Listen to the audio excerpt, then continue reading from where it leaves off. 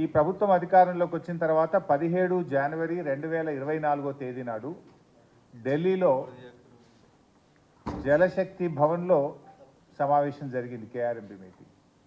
ఆ meeting minutes ఈరోజు నేను సొంతగా తయారు చేయలేదు, ఇది కేంద్ర ప్రభుత్వం విడుదల చేసిన మినిట్స్. ఇది కేంద్ర ప్రభుత్వం ఇచ్చిన మినిట్స్. ఆ మినిట్సే చదువుతా ఉన్నాను. ఆ మినిట్స్లో ఎంత స్పష్టంగా చెప్పారంటే, both the states and KRMB will discuss and finalize the protocols for handing over the Nagarjuna Sagar Dam and Srisailam Dam and all 15 prioritized component outlets to KRMB and come out with a concrete action plan in this regard within 7 days. 7 రోజుల్లోగా ఎలా అప్పచెప్పాలనేటువంటి ఒక action plan తయారు చేసుకొని మా ముందుకు వస్తారు. Both the states will hand over the 15 prioritized components outlets of Nagarjuna Sagar project and Srisailam project to KRMB within 1 month time period. ఒక్క నెల రోజుల్లోగా ఈ 15 అవుట్లెట్స్ను కేఆర్ఎంబీకి అప్పచెప్పడం జరుగుతుంది. ఇది minutes of the meeting. Telangana ప్రాజెక్టుల మీద హక్కులు మేము కొట్లాడి మేము సాధించాలనే ప్రయత్నం చేస్తుంటే ఈరోజు అధికారం కోల్పోయిన నిస్పృహతో దిక్కుమాలిన ఆలోచనతోటి ఇంట్లో నుంచి బయటకు వెళ్ళడానికి మొహం జల్లక ఏదో ఒక వంకతోని బయటికి రావాలని మామ అల్లుళ్ళు ఈరోజు కుట్ర చేస్తున్నారు. నేను సూటికి ఒక్క మాట అడగదలుచుకున్న చంద్రశేఖరరావు, నీకు ఏమాత్రం సిగ్గున ఒక్క మాటకు సమాధానం చెప్పు. ఇక్కడ ఎన్నికల రోజు పోలింగ్ రోజు పొద్దున్నే నాగార్జున సాగర్ భూభాగం మొత్తం తెలంగాణలో ఉంది. నాగార్జున సాగర్ ప్రాజెక్టు కంప్లీట్గా తెలంగాణ స్వాధీనంలో ఉంది. కనీసము శ్రీశైలం అన్న సగం వాళ్ళ చేతిలో ఉంది, సగం మన చేతిలో ఉంది.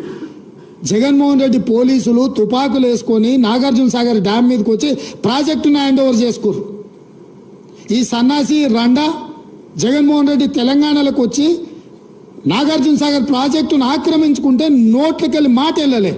మూడవది, CRPF will keep a strict vigil on the dam site and will allow the engineers officials from Government of AP and Government of Telangana to enter the premises of Nagarjuna Sagar Dam only after the permission of KRMB.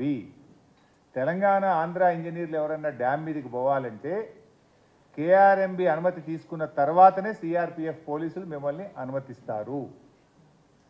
Number 4, both the states will immediately release the funds to KRMB for this financial year and the dues of yesterday's in order to enable KRMB to fulfill their statutory obligations. ఇంత స్పష్టంగా ఢిల్లీలో జరిగిన సమావేశంలో నెల రోజుల్లోగా ప్రాజెక్టులన్నీ కేంద్రానికి అప్పగిస్తారు అని చెప్పి ఇది మినిట్స్ ఆఫ్ ద మీటింగ్.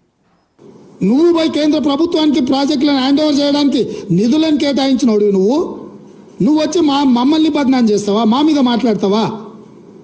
వాస్తవాలు ఇట్లుంటే అబద్ధాలతోని అధికారం కోల్పోయిన నిరాశ నిస్పృహలతోటి ఈరోజు మమ్మల్ని బదనాం చేసే కార్యక్రమం పెట్టాను. అందుకే నేను సూటిగా ఈ ఆధారాలు మీ ముందర చెప్పి మీ ముందర మాట్లాడితే రేవంత్ రెడ్డి